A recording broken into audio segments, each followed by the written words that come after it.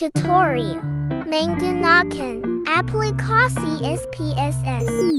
Halo guys, aku Seka Sapreda Dalimunte dengan NIM 20402000165 dari Universitas Syed Ali Hasan Ahmad Ad-Dari, Padang Sidimpuan.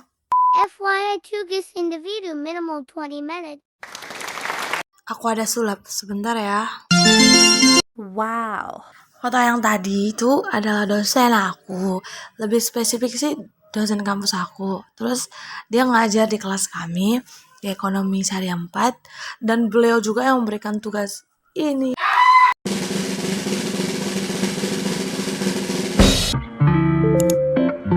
Aplikasi SPSS ini dikenal dengan aplikasi Statiska ataupun singkatan dari SPSS, Statistical Picks for the Social Science, yang pertama kali dirilis pada tahun 1968 yang digunakan untuk program komputer dan dipakai untuk statistika. Tujuan aplikasi ini sangat berguna bagi para peneliti kuantitatif dan aplikasi ini dapat menganalisis atau mengolah data statistik. Salah satu kelebihan aplikasi SPSS yaitu dapat menampung dan mengolah data yang besar. Nah, di sini aku akan memperlihatkan atau mentutorialkan 8 uji menggunakan aplikasi SPSS. Nah, uji yang pertama itu yang akan kita bahas adalah uji validitas. Kedua, uji reliabilitas. Ketiga, uji normalitas. Keempat, uji multikoliniaritas. Kelima, uji heterokedasitas. Keenam, uji F atau kesimultanan. Ketujuh, uji T atau parsial. Dan kedelapan yaitu as-just R-square. Itulah yang mau kita bahas. Nah, beginilah tampilan data yang akan kita olah bersama-sama. Tetapi sebelum ke Excel itu pasti kita sudah punya data di Word dan kita pindahkan ke Excel. Nah, di Word itu jangan lupa disimpan, pindahkan ke Excel.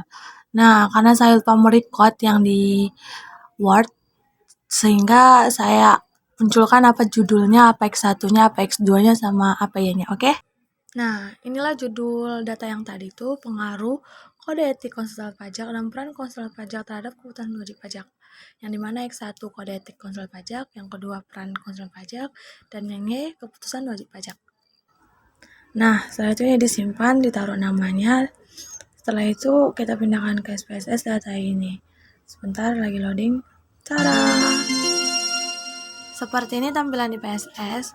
Terus langsung saja kita mengolah data itu lewat tanda pesan seperti warna kuning itu, dan jangan lupa file of type-nya itu di Excel. Terus ingat apa data yang kalian simpan tadi. Kalau aku tadi buat nama itu di dokumen dan bernama data box 2. Setelah kita sudah ketemu, jangan lupa kita tekan open, just itu saja. Terus kita menunggu. Nah, seperti inilah tampilan datanya. Sehingga nggak usah lama-lama, kita langsung saja ke tutorial pertama yaitu uji data validitas. Jangan lupa itu analyze, terus Kale, terus reliability analysis. Nah, akan muncul seperti ini jika ditekan OK. Setelah itu bold semua, X1 sampai total Y. Caranya itu dengan Ctrl tambah A. Setelah itu pindahkan ke items dan pilih statistik. Terus centang yang scale if item delete, dan cuma itu yang dicentang dan lain-lain jangan. Setelah itu tekan continue dan oke. Dan hasilnya pun muncul, yang dimana itu validitas dan reliabilitas akan kita bahas. Wow. Yang pertama mau kita bahas yaitu uji validitas. Uji validitas ini bertujuan untuk memvalidkan angket. Nah, adapun dasar pengambilan keputusannya jika R hitung lebih besar daripada R tabel. Nah, jika R hitung sudah lebih besar daripada R tabel itu sudah valid. Tapi jika R hitung lebih kecil daripada R tabel itu tidak valid. Seperti ini, yang dimana angket kita terdapat 80.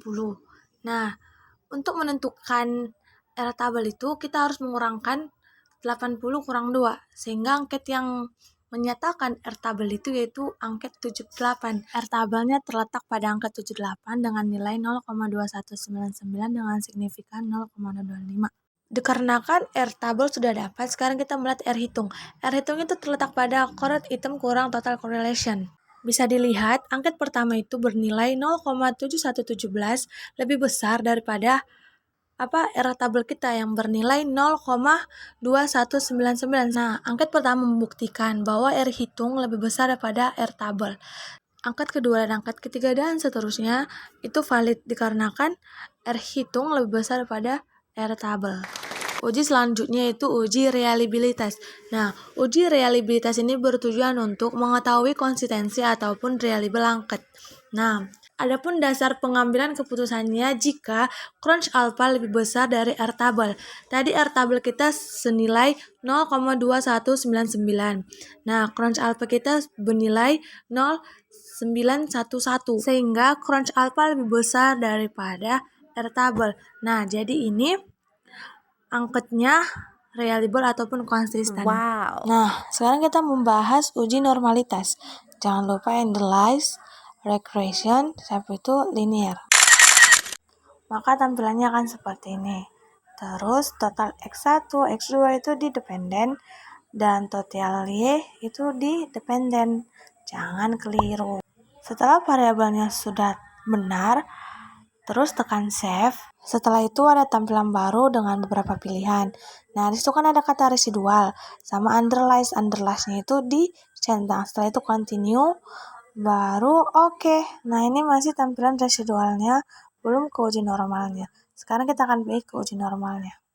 Tetap dianalyze. Setelah itu kita mencari non-parametric tense. Setelah itu kita memilih legal seek dialogues. Nah, baru kita memilih satu sampel KS. Dan akan muncul lagi tampilan seperti ini. Jadi jangan bosan-bosan. Terus tinggal pindahkan underline-nya itu ke sebelah kanan, yaitu text variable list. Hanya perlu mencentang norma saja, tidak dengan yang lain. Setelah itu tekan OK. Ini hasilnya. Ini uji yang ketiga, yaitu uji normalitas yang bertujuan apakah nilai residual berdistribusi normal atau tidak. Akan tetapi, model regresi yang baik jika nilai residual berdistribusi normal. Pun dasar pengambilan keputusan itu, jika nilai signifikan lebih besar 0,05 maka itu berdistribusi normal residualnya. Akan tetapi, jika nilai signifikan lebih kecil 0,05 itu berarti nilai residualnya tidak berdistribusi normal. Uji normalitas dilihat dari ASEM SIG 2 Tailet. Di situ kan terdapat 0,200. Nah, dikarenakan nilai signifikan lebih besar daripada 0,005, dapat disimpulkan bahwa nilai residualnya berdistribusi normal. Jadi data ini berdistribusi normal. Ini uji multikolinearitas, tetap analyze, regression, terus linear. Setelah itu total X1, total X2 di independen dan total Y di dependen. Setelah itu kita menekan save dan tetap residual dan underline dicentang continue, baru statistik part dan collages itulah poin itu, baru continue kan, baru oke kan. Nah, inilah hasilnya. Di dalam uji multikolinearitas itu bertujuan mengetahui apakah terjadi interkolerasi atau hubungan kuat antara variabel independen. Nah, ini itu menggunakan metode FIP dan tolerance. Dasar pengambilan keputusan terlihat dari dua metode, yaitu tolerance dan FIP. Dari metode tolerance, jika nilai toleransi lebih besar 0,10 maka tidak terjadi multikolinearitas. Dan kalau dilihat dari metode FIP, jika FIP lebih kecil dari 10,0 maka tidak terjadi multikolinearitas. Asumsi yang baik itu jika tidak terjadi multikolinearitas. Sehingga terlihat dari data ini, dari FIP itu lebih kecil daripada 10,0 dan dari tolerance itu lebih besar dari 0,10. Kenapa? Dikarenakan nilai FIP itu 2,825, lebih kecil dari 10,0. Dan nilai dari tolerance itu 0,354 lebih besar dari 0,10, sehingga asumsi di sini tidak terjadi multikolinearitas. Sehingga hipotesisnya itu atau model reaksinya itu kode etik konsultan pajak X1 dan peran konsultan pajak X2 terhadap keputusan wajib pajak atau Y tidak terjadi multikolinearitas. Baik, sekarang kita memasuki uji yang kelima, yaitu uji heterokedasitas. Tetap analyze, regression, setelah itu linear. Satu, kita menekan statistik dan menghapus centang pada part dan koleritas diagnosa dan continue. Setelah itu kita mengambil save dan pilih residual undersize, baru continue kan. Setelah itu jangan lupa di OK kan. Nah, akan muncul hasil residual statistiknya. Kembali pada input data, kita mengambil transform cumulative variable, terus buat namanya absolute underscore res. Lalu kita memilih arithmetic dan abs. Nah, taruh abs itu ke panah atas. Lalu kita mengambil underlies yang di bawah total Y dan taruh panah itu ke kanan, baru OK kan. Ini hasil dari uji transformnya, residual statistik absolute res 1. Nah, ini kita akan mencari pengaruh X1, X2 terhadap ABS underscore res dengan analyze, regression, linear. Setelah itu oke kan dan muncul seperti ini. Nah, variable dependent totalnya itu dikeluarkan dan akan dimasukkan dengan ABS underscore res ke variable dependent. Setelah itu ambil save, residualnya dihapus centangnya dan continue kan, dan itu oke kan. Nah, inilah hasilnya pada coefficient A. Yang kelima yaitu uji heterokedasitas, yang dimana berguna untuk mengetahui apakah mode rekrensi terjadi ketidaksamaan varian dari satu residual pengamatan ke pengamatan yang lain. Heterokedasitas merupakan salah satu faktor yang menyebabkan mode rekrensi linear tidak efisien dan akurat. Mode rekrensi yang baik ditandai dengan tidak terjadi gejala heterokedasitas. Adapun dasar pengambilan keputusan, jika nilai SIK lebih besar 0,05, maka tidak terjadi heterokedasitas, tetapi sebaliknya. Jika nilai SIK lebih kecil daripada 0,05, maka terjadi heterokedasitas. Perhatikan tabel koefisien A dengan nilai signifikan, yang dimana X1-nya itu kode etik konsultan pajak yang bernilai 0,366 dan peran konsultan pajak ataupun X2 bernilai 0,821, sehingga nilai signifikan itu lebih besar daripada 0,05. Adapun mode regresinya yaitu kode etik konsultan pajak X1 dan peran konsultan pajak X2 terhadap kepatuhan wajib pajak ataupun Y tidak terjadi heterokedasitas. Sekarang kita masuk pada uji T, uji F, dan adjust square. Itu satu komponen di dalam satu output SPSS. Tetap analyze, regression, linear. Di sini tuh perbedaannya tidak ada pun yang dicentang. Tidak ada di statistik, tidak ada di save, semua tidak ada yang dicentang, analyze-nya dihapus, continue kan, baru setelah itu oke. Nah, dilihat dari hasil uji T itu berada pada koefisien A. Terus uji F itu berada pada tabel ANOVA. Dan hasil dari adjust R square itu terletak pada model summary. Uji F yang dikenal dengan uji simultan, yang berarti uji yang bersama-sama yang bertujuan untuk mengetahui ada tidaknya pengaruh simultan yang diberikan kepada variabel independen terhadap variabel Y. Adapun dasar pengambilan keputusan, jika signifikan lebih kecil 0,05 terdapat pengaruh variabel X terhadap variabel Y, dan sebaliknya jika signifikan lebih besar 0,05 tidak terdapat pengaruh variabel X terhadap variabel Y. Dilihat dari tabel ANOVA, di situ kan signifikannya 0,000, sehingga signifikan lebih kecil daripada 0,05.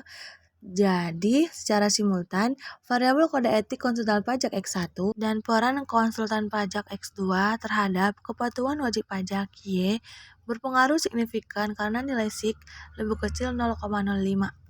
Selanjutnya kita membahas uji yang ketujuh, yaitu uji T. Dikenal uji parsial. Parsial itu sama dengan individu. Uji ini bertujuan mengetahui ada atau tidaknya pengaruh parsial individu yang diberikan kepada variabel independen X terhadap variabel dependen. Adapun dasar pengambilan keputusan, jika signifikan lebih kecil 0,05 terdapat pengaruh variabel X terhadap variabel Y. Sebaliknya, jika signifikan lebih besar 0,05, maka tidak terdapat pengaruh variabel X terhadap variabel Y. Dapat kita lihat pada hasil uji T yang terletak pada koefisien A. Dalam tabel itu kita memperhatikan undershot B dan signifikan. Undershot B maksudnya itu dapat memberikan pengaruh positif ataupun negatif kepada variabel independen X terhadap variabel dependen Y. Nah, jika nilai signifikan itu maksudnya itu adalah dapat memberikan signifikan ataupun relevan atas nilainya. Sehingga adapun hipotesisnya yaitu variabel kode etik konsultan pajak X1 berpengaruh positif signifikan terhadap keputusan wajib pajak ataupun Y. Yang kedua, variabel peran konsultan pajak X2 berpengaruh positifan signifikan terhadap keputusan wajib pajak Y. Cara mengetahui berpengaruh positif signifikan sebuah variabel independen X terhadap variabel dependen Y dilihat dari understated B lebih besar 0,05. Sehingga untuk mengetahui signifikan variabel X terhadap variabel Y, jika signifikan lebih kecil 0,05. Dilihat dari UNZB, total X1 ataupun kode etik konsultan pajak bernilai 0,397 lebih besar daripada 0,05 dan signifikannya 0,000 lebih kecil daripada 0,05. Begitupun pada total X2, peran konsultan pajak dengan nilai 0,561 lebih besar daripada 0,5 dan signifikannya juga lebih kecil daripada 0,5. Sehingga hipotesis yang aku munculkan tadi itu sesuai dengan apa yang aku terangkan. Sekarang kita masuk pada yang ke-8 yaitu Asjad R-square yang dimana itu terletak pada model summary. Asjad R-square ini hanya mengukur R-square dengan variabel bebas yang signifikan saja. Oleh karena itu, nilai Asjad R-square pasti lebih rendah daripada R-square. Yang aku buat warna merah di Asjad R-square itu merupakan sampel populasi.